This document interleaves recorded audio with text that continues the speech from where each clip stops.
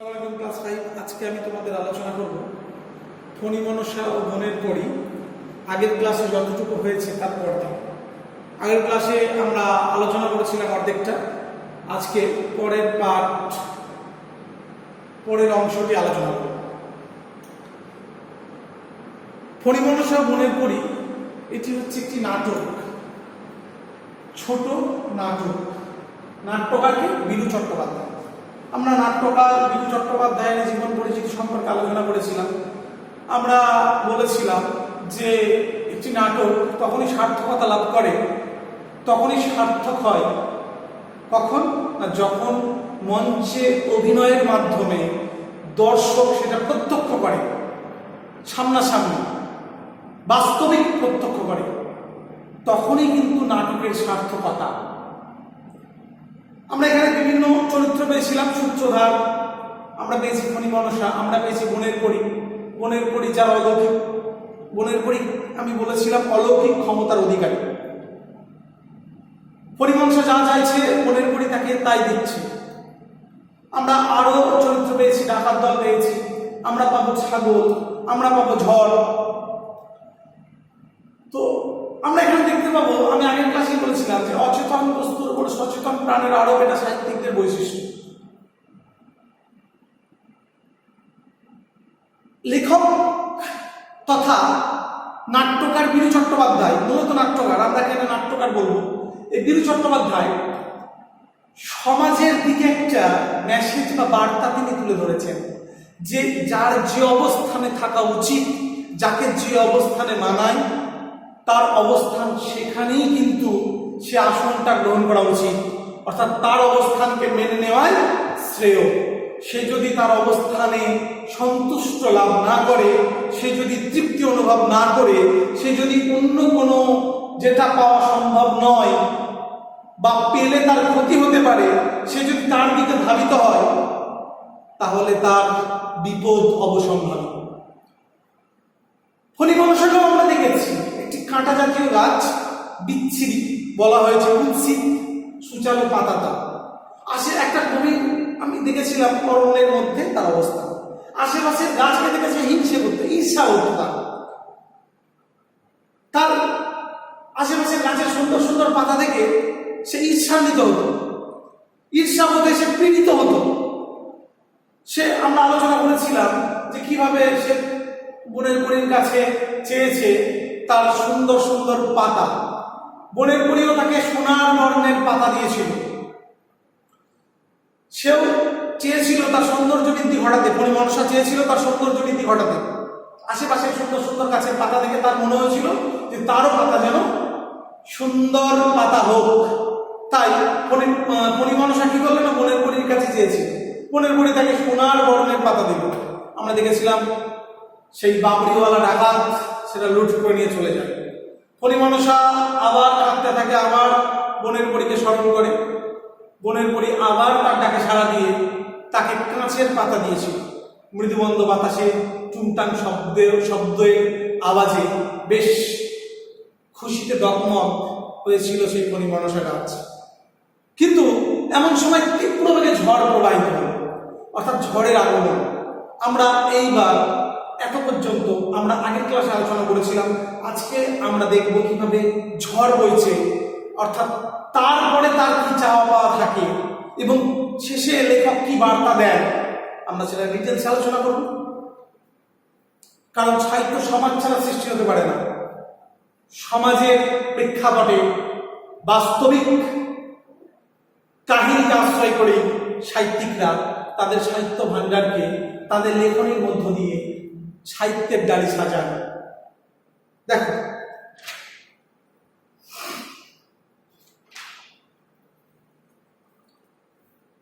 কিন্তু এমন সময় আকাশ দিয়ে ধেয়ে এলো দুর্দান্ত ঝড়। কারণ ফণী মনসা তার মৃদুমন্দ বাতাসের দোলা লেগে সুমধুর টুংটাং শব্দ করছিল তার পাতাগুলো। কারণ বনের পরী কি দিয়েছিল তাকে, কাঁচের পাতা দিয়েছিল, তাই তো? এবং মৃদুমন্দ বাতাসের দোলা লেগে সেই কাঁচের পাতার সুমধুর একটা সুন্দর আওয়াজ টুংটাং টুংটাং করে বলতে লাগলো। কিন্তু এমন সময় আকাশ দিয়ে ধেয়ে এলো দুর্দান্ত ঝড়, প্রবল বেগে ঝড়, ঝড়ের শস্য শব্দ, ঝড় সুরে। এবার আরেকটা আমি বলেছিলাম যে সূত্রধার বলে একজন চরিত্র আছে এখানে, যে নাটকের মূল ঘটনাকে আমরা যারা পাঠক বা আমরা যদি দর্শক হতাম, মঞ্চে যদি অভিনয় হতো নাটকটা, তাহলে সূত্রধার আমাদের ঘটনাগুলোকে ধরিয়ে দিয়ে যেত, সূত্র ধরিয়ে ধরিয়ে যেত। সূত্র যিনি ধারণ করেন, আমি বলেছিলাম মূল ঘটনাকে আমাদের সামনে তুলে ধরছেন এই সূত্রধার, মূল ঘটনাকে আমাদের সামনে উপস্থাপন করছেন।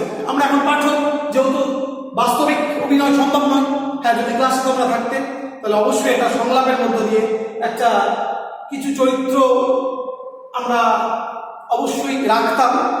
কাউকে বলতাম তুই ডাকাত দল হ তোরা, কাউকে বলতাম তুই ফণি মনসা তুই মনের পড়ি, এইভাবেই একটা নাটক উপস্থাপন করা যেত, বেশ ইন্টারেস্টিং, খুব ভালো লাগতো তোমাকে। কিন্তু সেটা যেহেতু সম্ভব নয়, প্যান্ডামিক সিচুয়েশন, আমাদের মানতে হবে, তাই আমরা এখন পাঠক।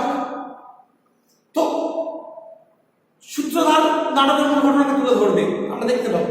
আর ঝড়, ঝড়ের আওয়াজ, ঝড় বইছে, তার শব্দ দেখো শহরে হুস করে ঝড় পাই, তো করে প্রবল করে ঝড় পাই, সেরকম আওয়াজ হুস করে চলি মোড়া দর্প ঘরে। অর্থাৎ ঝড় এবার তার স্বগতোক্তি, তার নিজের শক্তি ব্যক্ত করছে। দেখো ঝড়, অর্থাৎ ঝড় একটা, আমরা কাউকে ঝড় হিসাবে চরিত্র সৃজন করতে পারতাম। ঝড়ও দেখো, ঝড় একটা চরিত্র নাটকের। ঝড় এবার কি বলছে দেখো, হু হু শশ করে চলি মোড়া দর্প ঘরে, পবনের দুষ্টু ছেলে মোড়া গো, পথ পথ পথ ওড়াই পাতা, মট মট মট ভাঙি মাথা, ছোট বড় গাছের আগা গোড়া গো, শো শো হু হু মট মট ঝনঝন, ওলট পালট করেছে মোড়া, এই তো মোদের পণ, ঝনঝন ঝনঝন ঝনঝন ঝনঝন। তার আওয়াজ হু শশ করে তারা বয়। চলি মোড়া দর্প ঘরে, দর্প মানে কি? অহংকার।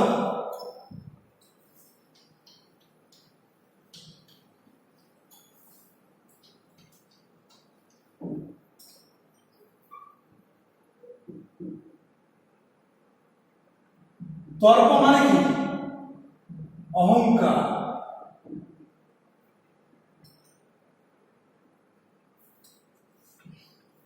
তো এই ঝড় কি বলছে? তারা অহংকারে, তারা গর্ব করে, অহংকারে তারা চলে।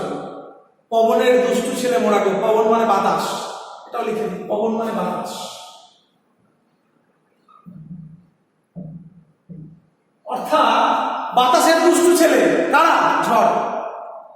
তারা নিজেরা স্বীকার করছে, পথ পথ পথ ওড়ায় পাতা, তারা পাতা উড়িয়ে নিয়ে চলে যায়। যখন ঝড় দেয়, প্রবল বেগে যখন ঝড় বয়, পাতা এই গাছ থেকে সোজা উড়িয়ে নিয়ে চলে যায়।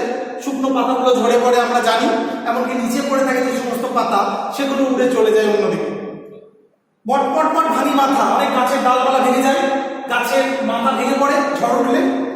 ছোট বড় গাছের আগা গোড়া, অর্থাৎ ছোট হোক বা বড়ই হোক, সব একদম ভেঙে উড়িয়ে নিয়ে চলে যায়, আগা থেকে গোড়া, ডগা বা গোড়া সব উড়িয়ে নিয়ে পালায় ঝড়। অর্থাৎ তারা কি চলে? দর্প ভরে চলে, গর্ব করে চলে, অহংকারে চলে, অহংকারের বসে তারা সবকিছু তছনছ করে দেয় ঝড়। শো শো শো হু হু মট মট ঝনঝন ওলটপালট করেছে মোড়া, এই তো মোদের পণ। অর্থাৎ এই যে শো শো শো হু হু মট মট মট মট করে তারা সবকিছু ভেঙে দেয়, উলট পালট করে দেয়, একদম এপিট সব উলট পালট, সব এলোমেলো করে দেয়। উলট পালট মানে কি? সব এলোমেলো করা। অর্থাৎ একদম যেটা ছিল ধরো একদম সহজ অবস্থা, সেটাকে পুরো উল্টো পাল্টা উলট পালট করে দেবে, এলোমেলো করে দেয়। ঠিক আছে, তো উলট পালট করি মোড়া, এই তো মোদের পণ। ওদের অর্থাৎ মোদের মানে আমাদের, কাদের? ঝড়দের। ঝড়রা বলছে, কারণ ঝড় তার শব্দোক্তির মধ্য দিয়ে নিজেরা প্রকাশ করছে তাদের কথা, কারণ ঝড়ের উক্তি এটা। ঝড়রা বলছে এটাই আমাদের পণ, এটাই আমাদের অঙ্গীকার, এটাই আমরা এটাই আমাদের প্রতিজ্ঞা। কাদের? ঝড়েদের। কিন্তু বাবা, ঝড়েদের প্রতিজ্ঞা এটা, যে সবকিছু ভেঙে তছনছ করে দেয় তারা। অর্থাৎ এটাই আমাদের পণ, এটাই আমাদের প্রতিজ্ঞা, এটাই আমাদের অঙ্গীকার, যে আমরা সবকিছু তছনছ করে দিই। আমরা কারা? ঝড়।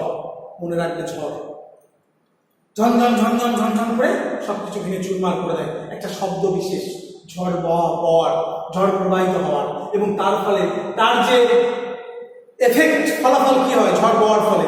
ঝনঝন ঝনঝন করে সবকিছু ভেঙে তছনছ করে দেয়।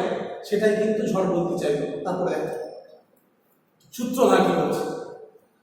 ভয়ানক ঝড়ে কিছুক্ষণের মধ্যেই ফণিমনসা কাঁচের সমস্ত পাতা ধাক্কা খেয়ে খেয়ে গুঁড়ো গুঁড়ো হয়ে চারিদিকে ছড়িয়ে পড়ে গেল। এমন সময় ঝড় থামলো, আর শুরু হলো বাচ্চা গাছে অঝরে কান্না।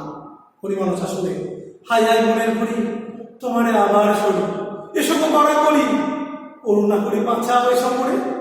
মনের করি, আবার কাঁদছে কেন গো আমার ছোট্ট মেয়ে?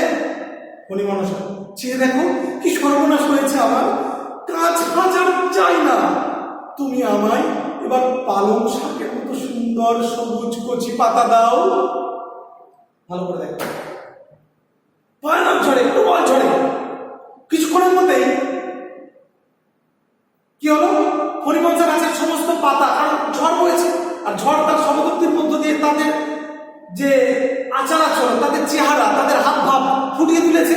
আর আমি বলেছি অচেতন বস্তুর উপর সচেতন প্রাণের আলো, এটা সাহিত্যিকরা করে থাকেন।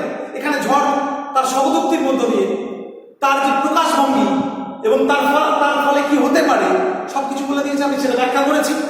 তো কাঁচের পাতা, ফণিমনসা গাছের কাঁচের পাতা থাকবে? আমাদের কি মনে হয় যখন প্রবল ঝড় বইবে? থাকবে, টুকরো টুকরো হয়ে ভেঙে পড়বে। স্বাভাবিকভাবেই আমাদের সেই প্রত্যাশা মতো তাই হয়েছে। দেখো, ফণিমনসা গাছের কাঁচের সমস্ত পাতা ধাক্কা খেয়ে খেয়ে গুঁড়ো গুঁড়ো হয়ে, একদম ধাক্কা খেয়ে খেয়ে প্রবল ঝড়ে গুঁড়ো গুঁড়ো হয়ে চারিদিকে ছড়িয়ে পড়ল। এমন সময় ঝড় থামলো, আর শুরু হলো বাচ্চা গাছের অঝরে কান্না। কারণ কি, সোনার পাতা ছিল, ডাকাতেরা সেটা পুরো লুটপাট করে দিল। ফণিমনসা গাছ মনের কলির কাছে কাঁচের পাতা চাইলো, ঝড় এসে সব চূর্ণ বিচূর্ণ করে দিল। এবার বাচ্চা গাছ আবার কান্না জুড়ে দিল, আবার বায়না মনের কলির কাছে, অঝরে কাঁদছে। কি বলছে, আবার কি বলছে, হাই হাই মনের করি তোমারে আবার সরি, সরি মানে স্মরণ করা, দন্ত শয় নয় রয়েছে, সরি মানে স্মরণ করা। বলছে হাই হাই মনের করি তুমি কোথায়, আমি তোমাকে আবার স্মরণ করছি, এসব দয়া করি, অর্থাৎ দ্রুত করে আবার চলে এসো, তাড়াতাড়ি এসো, করুণা করি বাঁচাও, এসে মরি, তাড়াতাড়ি আমার প্রতি দয়া করো, হে মনের করি আমাকে দয়া করে বাঁচাও। মনের করি আবার সঙ্গে সঙ্গে চলে এসে কি বলছে, আবার কাঁদছো কেন গো আমার ছোট্ট মেয়ে? ছোট মেয়ে রূপে সম্বোধন করেছে কে? মনের করি, সেই ফণিমনসা গাছকে বলছে আবার কাঁদছো কেন গো আমার ছোট্ট মেয়ে? ফণিমনসা কি বলছে, চেয়ে দেখো কি সর্বনাশ হয়েছে আমার, তুমি চেয়ে দেখো মনের করি আমার কি সর্বনাশ হয়ে গেছে, কি সর্বনাশ হয়েছে। কাঁচ ফাঁচ আর আমি চাই না, অনেক হয়েছে, কাঁচ ফাঁচ আর আমি চাই না। ফণিমনসা বলছে আবার মনের করির কাছে, কি বলছে, তুমি আমায় এবার পালং শাকের মতো সুন্দর সবুজ কচি পাতা দাও। বলছে অনেক হয়েছে, সোনার পাতা চেয়েছিলাম, ডাকাতেরা হরণ করে নিয়েছে, কাঁচের পাতা চেয়েছি, ঝড় ভেঙে চূর্ণ বিচূর্ণ করে দিয়েছে, অনেক হয়েছে, আর কাঁচ পাত চাই না। এবার তুমি আমায় সুন্দর পালং শাকের মতো, পালং শাক আমরা সবাই খাই, কচি কচি পাতা, সে সুন্দর পালং শাকের মতো কচি কচি পাতা আমাকে দাও। আবার বাইনা কার কাছে? মনের করির কাছে। মনের করি এবার কি করছে দেখা যায়। সূত্রধার, আমি বলেছি নাটকের মূল ঘটনাকে আমাদের সামনে যিনি উপস্থাপিত করছেন, যিনি সূত্রকে ধরিয়ে ধরিয়ে দিচ্ছেন, তিনি হলেন কে? সূত্রধার। দেখো, পরি অদৃশ্য হতেই ছোট্ট ফণিমনসার গা ভরে দেখা দিল পালঙের মতো কচি নরম সবুজ পাতা, দেখলে চোখ জুড়িয়ে যায়। আহ কি শান্তি! ছোট্ট গাছটির এবার দেমাগে যেন মাটিতে পা পড়ে না, মৃদুমন্দ বাতাসে হেলতে দুলতে লাগলো সে মজা করে। কিন্তু কি সর্বনাশ, একটা ছাগলের দিকে আসছে, যে ছাগল ছুড়ে ব্যা ব্যা ব্যা যা কিছু পাই চিবিয়ে যে খাই, ঘুরে বেড়ায় ব্যা ব্যা ব্যা গান গেয়ে গো, মোর কাছে সব লাগে মিষ্টি, ভগবানের বিবাদ সৃষ্টি, যার কাছে পাই চিবিয়ে গেলি, জুতো থেকে পানে রেখেলি, পেট খানারে চাপ করি সব খেয়ে। তো পরি অদৃশ্য হতেই দেখো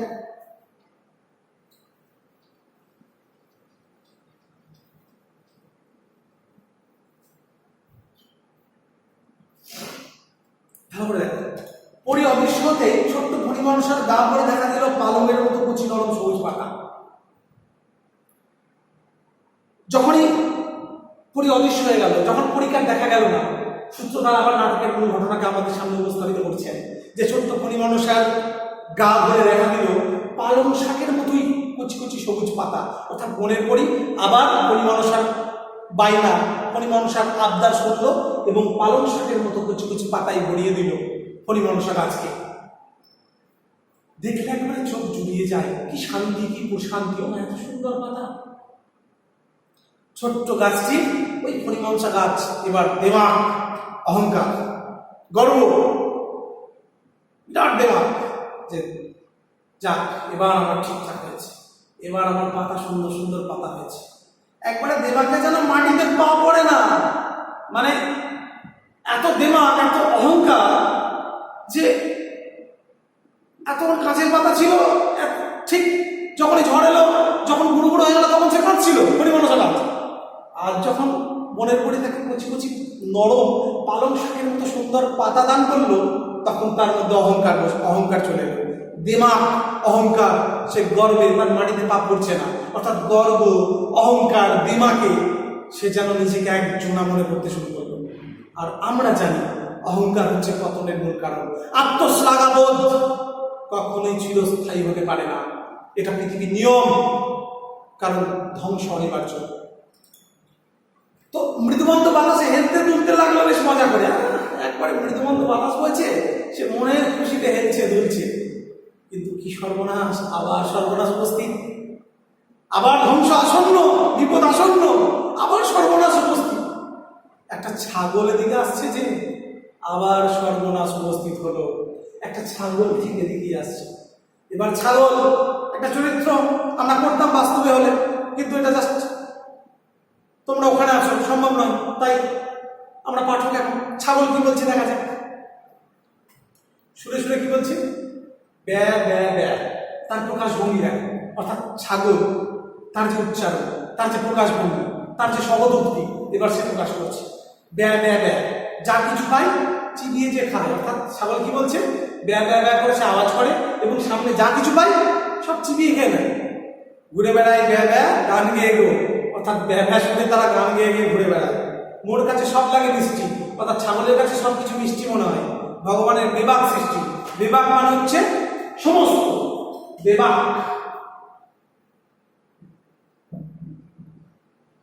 বা সবকিছু, সমস্ত বা সবকিছু, এটা জেনে নাও জাস্ট। তো ভগবানের বিভাগ সৃষ্টি মানে ভগবানের সমস্ত সৃষ্টি ছাগলের কাছে কি লাগে? মিষ্টি লাগে, সুন্দর লাগে, খেতে অমৃতের আস্বাদ দেয়, মিষ্টি লাগে তার কাছে।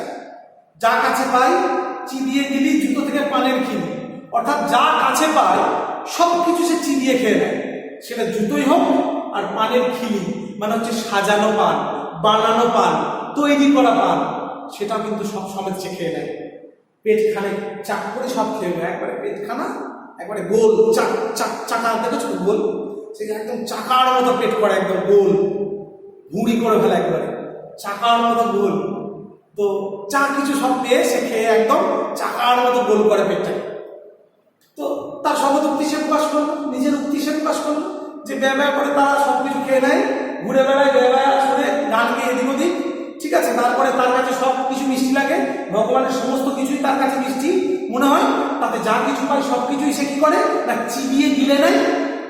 জুতোই হোক সেটা, জুতো থেকে শুরু করে একদম সাজানো পান, পানের খিলি মানে হচ্ছে সাজানো পান বা তৈরি করা পান, বানানো পান, সেটা জুতোই হোক আর বানানো পান, সবকিছু সে খেয়ে নেয় এবং পেটখানাকে একবারে চাকের মতো গোল, গোলাকার চাকের মতো খেয়ে, মানে সবকিছু খেয়ে সে পেটখানাকে চাকের মতো বানায়, গোলাকার তৈরি করে, একদম পেটখানাকে ফুলিয়ে দেয়। এরপরে দেখো হরিমানসা কি বলছে? ওমা কি ভয়ানক, দয়া করো বাঁচাও আমায়। ছাগল ব্যা ব্যা ব্যা ব্যা ব্যা ব্যা, পালং পাতা, আগে তোর মোড়াই মাথা, জিভে জল ঝরছে তোরে পেয়ে গো। সূত্রধারা কি বলছে? আচ্ছা, হরিমানসা মাছ দেখে ফেলেছে, ওমা কি ভয়ানক, ওরে বাবারে দয়া করো বাঁচাও আমায়। আবার এতক্ষণ গিয়ে আরে বাপ আমার দেওয়া আর পালং শাকের মতো কচি কচি পাতা উড়ে জীবন্ত বাতাসে দুলছে, আর বিরাট অহংকার, দেমাকে মাটিতে পা পড়ছে না, সে যেন নিজেকে এক জোলা মনে করতে শুরু করেছে। যে দেখছে একটা ছাগল ব্যথা করে এগিয়ে আসছে, রীতিমতো ভয় পেয়ে গেছে। ওমা গো ভয়ানক, কি বিপদ গো, এবার বাঁচাও না আমাকে, এবার বাঁচাও। সঙ্গে সঙ্গে ছাগল কি বলছে? ব্যা ব্যা ব্যা ব্যা ব্যা ব্যা, পালং পাতা, কারণ সুরে সুরে ব্যা ব্যা, তাদের এটা কি সুরে সুরে তারা গান গেয়ে গিয়ে ঘুরে বেড়ায়, অর্থাৎ গানের মতো প্রকাশ ভঙ্গি। তারা নিজেরাই বলেছে যে এই যে ঘুরে বেড়ায় ব্যা ব্যা গান গেয়ে, অর্থাৎ গানের প্রকাশ, গানের মতোই তারা ব্যা ব্যা ব্যা করে শব্দ করে এদিক ওদিক বিচরণ করে, ঘুরে বেড়ায়। তো ব্যা ব্যা ব্যা ব্যা পালং পাতা, অর্থাৎ কি বলছে যে ছাগল ঘুরে বেড়াচ্ছে, ছাগল চলে এসেই দেখছে যে পালং শাকের মতো নরম কচি কচি সবুজ পাতা, তা দেখে লোভ হয়ে গেছে, একটা লুব্ধ দৃষ্টি পড়েছে ছাগলের ওই ফণিমনসার কাছে। পাতার উপর। বলছে ব্যা ব্যা ব্যা করে ঘুরে বেড়াচ্ছিল, তাদের সুর প্রকাশভঙ্গি।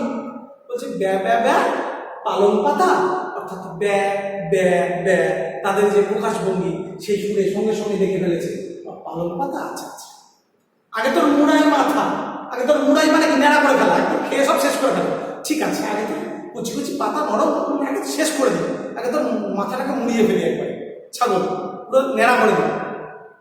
জিভে জল ঝরছে তোরে পেয়েও, ছাগল কি বলছে, ওরে হরিমনসা গাছ, তোর এত সুন্দর পাতা দেখে আমার জিভে জল ঝরে পড়েছে।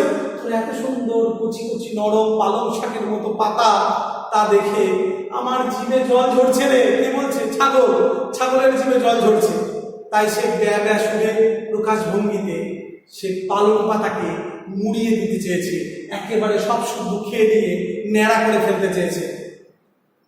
সূত্রধার আবার আমি বলেছি নাটকের মূল ঘটনাকে আমাদের সামনে উপস্থাপিত করছে। দেখো, তারপর কিছুক্ষণের মধ্যে ছাগলটা কচি কচি পালং পাতাগুলিকে কচকচ করে খেয়ে ফেলল। অবশেষে ছাগল চলে গেল। হরিমনসা কান্নায় ভেঙে পড়ে শুনে আবার কান্না। কোথা গো বনের পড়ি, তোমারে আবার সরি, খাট হয়েছে কানে ধরি, করুণা করি বাঁচাও এসে পড়ে। খালি বারে বারে বনের পরীকে ডাক, যখনই বিপদে পড়ছে বনের পরীকে ডাকছে, আর যখনই তার একটা সুখের সময় আসছে তখন তার দেমা অহংকারে বাড়িতে পা করছে। এটা কিন্তু আমাদের সমাজেও প্রত্যক্ষ করি, আসছে আমি সেটাই। তো দেখো হরিমনসা কি বলছে, যে তারপর কিছুক্ষণের মধ্যে সূত্রধার কি বলছেন, আমাদের সামনে কোন ঘটনাকে তুলে ধরলেন যে কিছুক্ষণের মধ্যে ছাগলটা কচি কচি পালং পাতাগুলোকে কচকচ করে খেয়ে ফেললো। তারপরে খেয়ে ছাগল চলে গেল। হরিমনসা আবার কান্নায় ভেঙে পড়ে কাকে স্মরণ করবে? আমরা জানি, তোমরাও জানো কাকে, বনের পড়ি। কোথা গো বনের পড়ি, তোমারে আবার সরি, তোমাকে আবার স্মরণ করছি। সরি মানে দন্তস্বয়ময় রয়েছি, সরি মানে স্মরণ করা। কোথায় বনের পড়ি, তুমি কোথায়, তোমাকে আবার স্মরণ করছি। ঘাট হয়েছে কানে ধরি। ঘাট মানে হচ্ছে অপরাধ। ঘাট, এখানে ঘাট মানে হচ্ছে অপরাধ। ঘাট, তো ঘাট মানে কি? অপরাধ। ঠিক আছে, বলছে আমার অপরাধ হয়েছে, আমি কান ধরছি, আমার অপরাধ হয়েছে, এবার আমাকে দয়া করে বাঁচাও। এবার তার কি বায়না হয়, কি সে চাই দেখা যাক।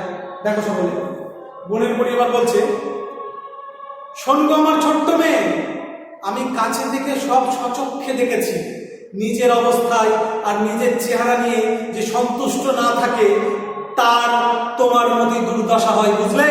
শিক্ষা কিছু হয়েছে কি? এবার বলো কি চাও। সঙ্গে সঙ্গে দেখো, ভালো করে শোনো, ভালো করে বুঝো।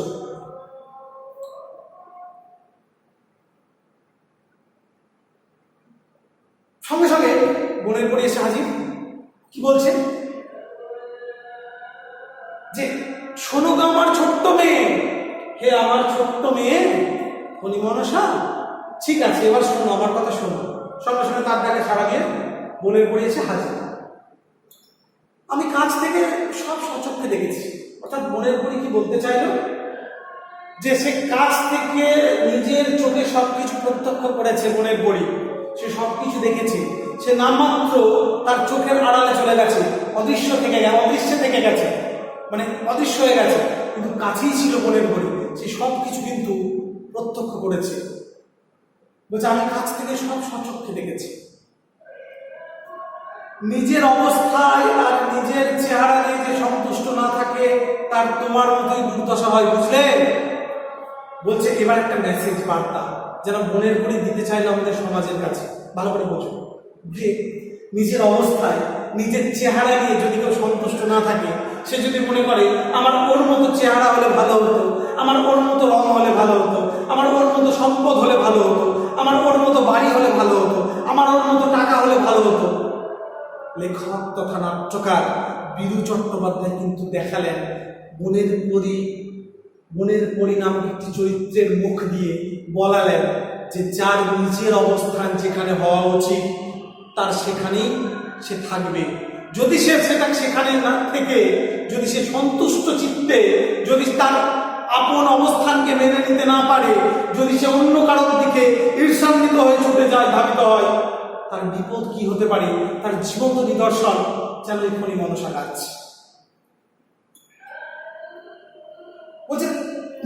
চেহারা নিয়ে নিজের অবস্থায় যদি তুমি সন্তুষ্ট না থাকতে পারো, তাহলে তোমার বিপদ হবে। শুধু তুমি কেন, নিজের অবস্থায় যারাই নিজের চেহারা নিয়ে নিজের অবস্থা নিয়ে সন্তুষ্ট যারা না থাকে, তারাই ফণিমনসা গাছের মধ্যে, কিন্তু তাদের দুর্দশায় ফণিমনসা গাছের মধ্যে হবে। তাদের খারাপ অবস্থা, খারাপ দশা ওই ফণিমনসা গাছের মতোই হবে। বুঝলে? শিক্ষা কিছু হয়েছে কি? এবার বলো কি চাও? বলছে ঠিক আছে, তুমি নিজের অবস্থা নিয়ে সন্তুষ্ট ছিলে না, তাই তোমার দুর্দশা হয়েছে। শুধু তুমি কেন, হে ফণিমনসা, যারাই তোমার মতো এরকম নিজের অবস্থা নিয়ে সন্তুষ্ট চিত্তে নিজের অবস্থানকে মেনে নিতে পারে না, তাদের অবস্থাও কিন্তু তোমার মতোই হবে। কিছু শিক্ষা হয়েছে কি? তুমি কিছু শিক্ষা পেয়েছো কি? এবার বলো তুমি কি চাও?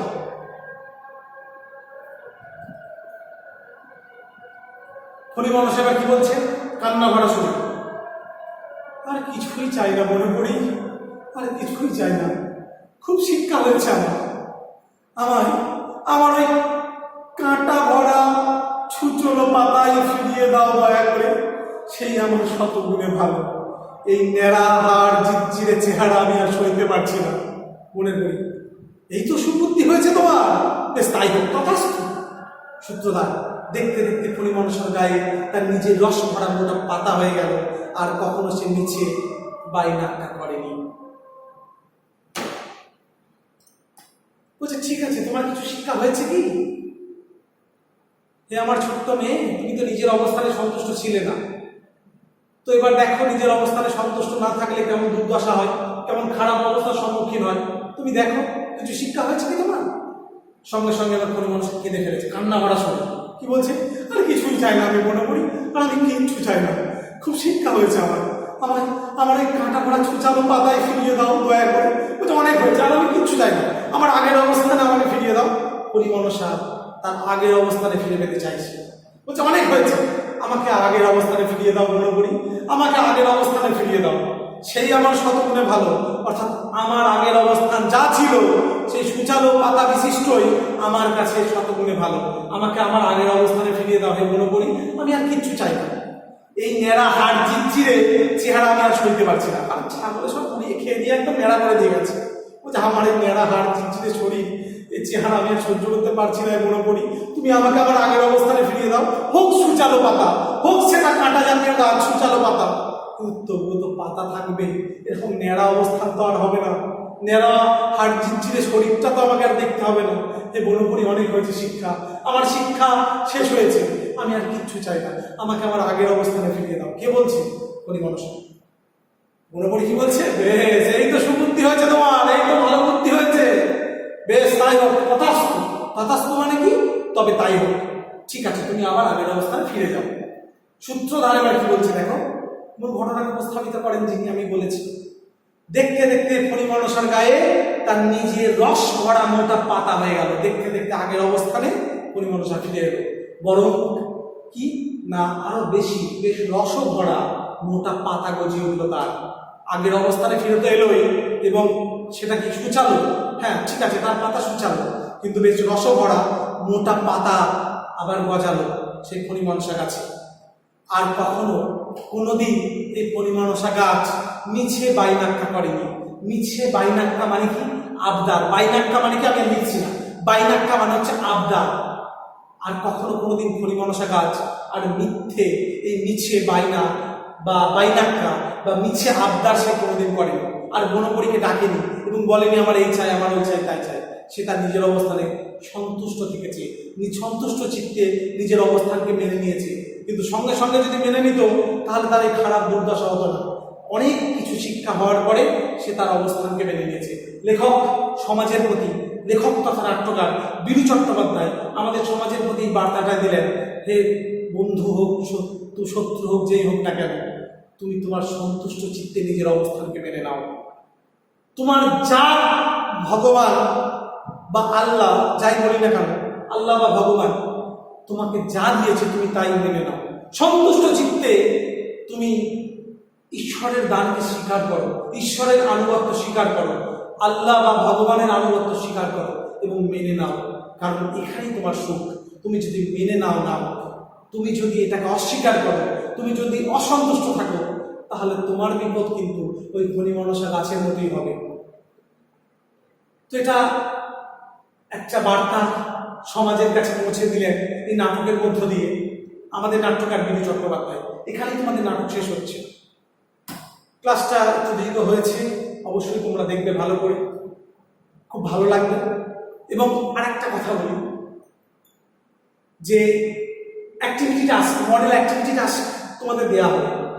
সেখানে দেখবে আমি যেহেতু পরে এসেছি, আমি যেহেতু প্রথম সেশন থেকে শুরু করিনি একদম, আমি অনেক স্যাররা তোমাদের আগে বাংলা ক্লাস নিয়েছিলেন এবং ওনারা তোমাদের দেখবে বাংলার প্রথম দিকের টেক্সটগুলো বা ব্যাকরণ কিছু ওই স্যারেরা করিয়েছিলেন। আমি যেহেতু মাঝের দিকে এসেছি, তাই তোমাদের প্রথম দিকের টেক্সট থেকে পশ্চিমবঙ্গ মধ্যশিক্ষা পর্ষদ যে অ্যাক্টিভিটি টাস্কগুলো দিয়েছে সেগুলো তোমরা করবে, অবশ্যই করবে। এবং দেখবে সন্ধি থেকে দিয়েছে কিছু বা আছে, অবশ্যই থাকবে।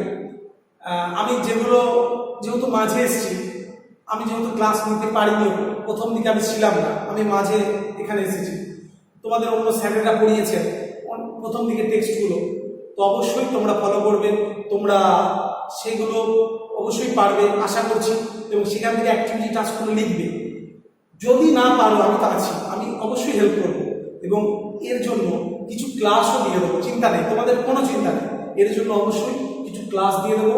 ঠিক আছে, তোমরা যাতে শিখতে পারো, তোমরা যাতে ভবিষ্যতে আরো ভালো কিছু জ্ঞান অর্জন করতে পারো, তার জন্য ব্যাকরণের কিছু ক্লাস আমি দেবো। আর টেক্সটগুলো থেকে আশা করছি তোমরা পারবে এবং তার জন্য কিছু ক্লাস দেবো। ঠিক আছে, দু একটা ক্লাস অ্যাক্টিভিটি টাস্কের উপরে যদি দেওয়া যায় তো অবশ্যই করবে। আজকে আমি এখানে ক্লাস শেষ করলাম। এরপরে আমরা আলোচনা করবো ইনশাআল্লাহ ফণী মনসা মনের পড়ে প্রশ্নোত্তর এবং তার সঙ্গে সঙ্গে ব্যাকরণ পাঠ পুরুষ আলোচনা করবো। ঠিক আছে, সকলে ভালো করে পড়াশোনা করো। আজকে আমি এখানে ক্লাস শেষ করছি। সকলে ভালো থেকো।